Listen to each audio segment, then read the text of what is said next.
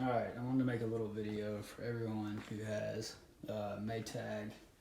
I think the dishwasher guy even said the Whirlpools are having troubles. First of all, you're probably going to want a pump. I got this at Harbor Freight. Pump all the water out. You don't need to take this off.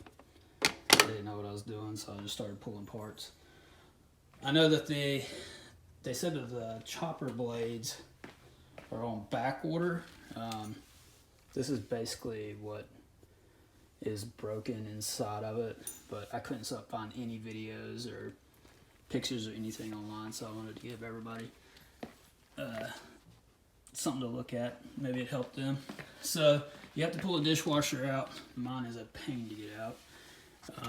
Your pump is on the bottom side of the dishwasher right here. This is the part that's broken. There's a little clip here. You have to pull out this piece. It's in there like this, preventing this plug from coming out. Then you can pull the plug out, and then the pump simply comes out. There's a quick release right here. You push it down. So I can do this with one hand.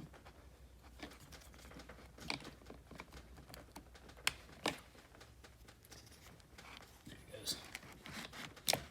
It comes right out, and the part that's broken is right there. Then you just pull it out, stick it back in. Should work.